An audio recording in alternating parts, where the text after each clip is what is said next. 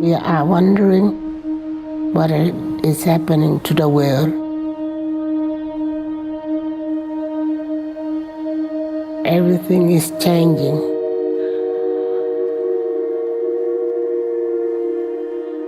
The very idea of human being some sort of natural concept is really going to change.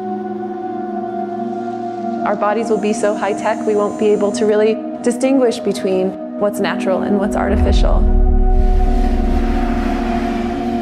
Inside our own heads is the most complex arrangement of matter in the known universe.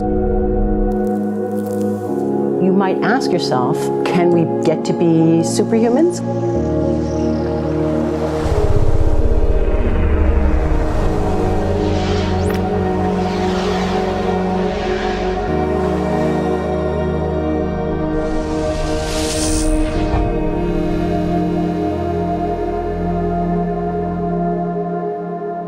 The original Industrial Revolution was driven by the discovery that you could use steam engines to do all kinds of interesting things. But that was followed by additional revolutions for electricity and computers and communications technology. We're now in the early stages of the fourth industrial revolution, which is bringing together digital, physical, and biological systems.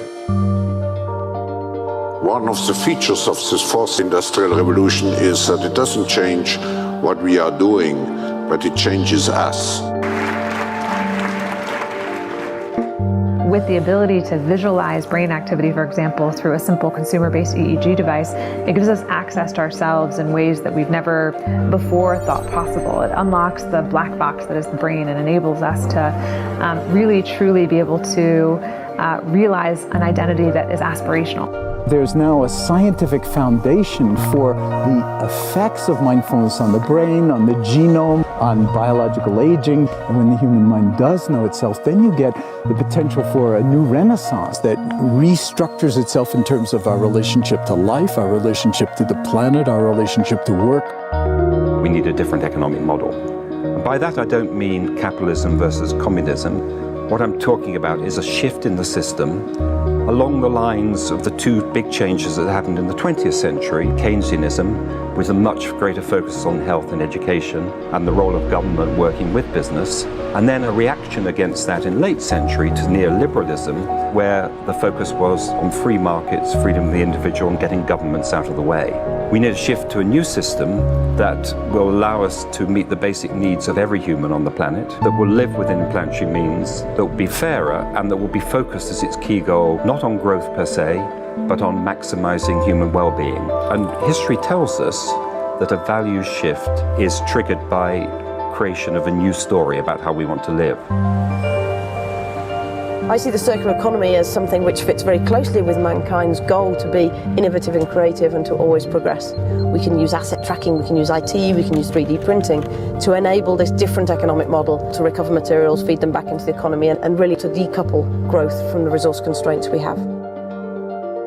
The reason we live in cities is not different today than it was 10,000 years ago. Even if we have got networks connecting us, we still want to have places where we meet in person. So this means the place where we work and the place where we live are much closer to each other, a city where we don't need to have big supply chains in order to produce things, where many things can be sourced locally thanks to 3D printing and robotics. So if we're able to do something to transform cities, to make them more efficient, then the impact can be huge. Think about the prospect of getting rid of plastics. We must not only be inspired or informed by nature, but actually use natural organisms with which to design products and building parts. Only instead of varying material properties, we're varying biological functionality. Design is critical today because it's the first signal of human intention. So the question of adding quality to quantity, it isn't a matter of simply circulating things that are potentially toxic. It's circulating things that are safe and healthy for all generations. So the goal is no longer, I want to be less bad, less monotonous, less unsafe, less unjust. It's really about a diverse, safe, healthy, and just world with clean air, clean water, clean soil, clean energy. Together we are fighting to preserve our fragile climate from irreversible damage and devastation of unthinkable proportions.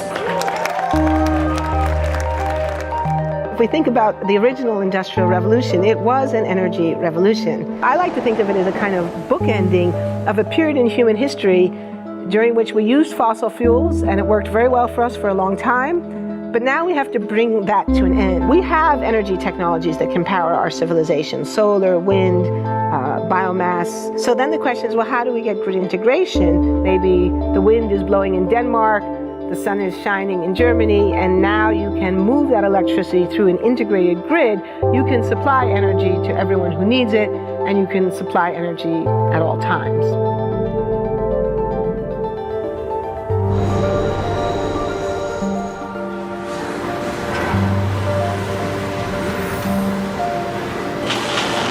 Walking around, you do see different stuff as far as like the body marriage line.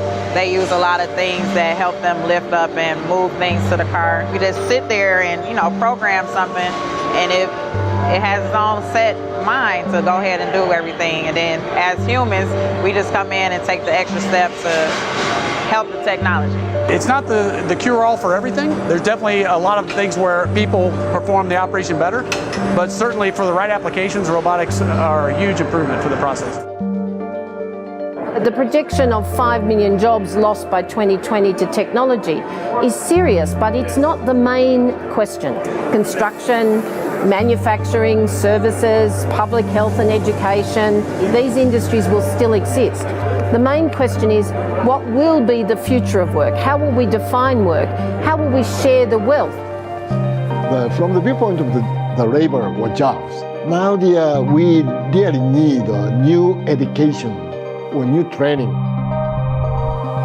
We're working with a World in Motion and First Robotics, trying to encourage students from 3rd grade all the way up through the end of high school. We had students make sailboats, and then we had them race them, and so they could see how quickly they could move. And they immediately went back and started to say, oh, I saw what happened, I'm going to go change this or that. And that was 3rd graders.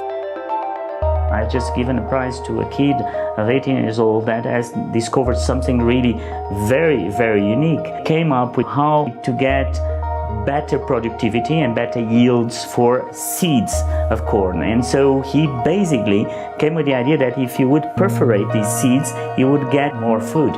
And you think about it and say, but he didn't go to university. So how does he get all that knowledge?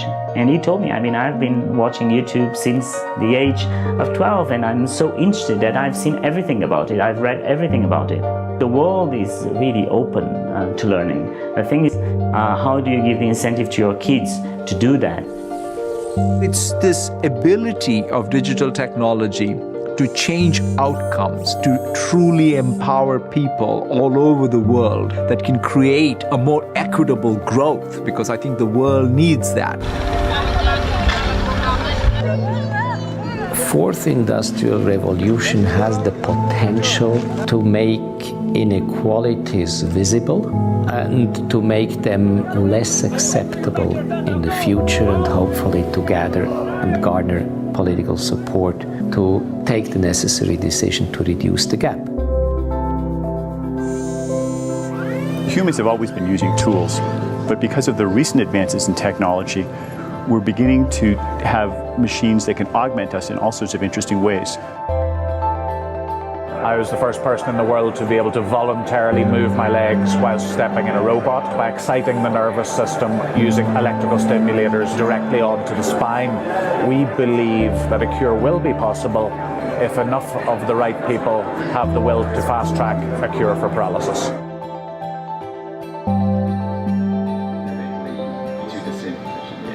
We take two things from the patient.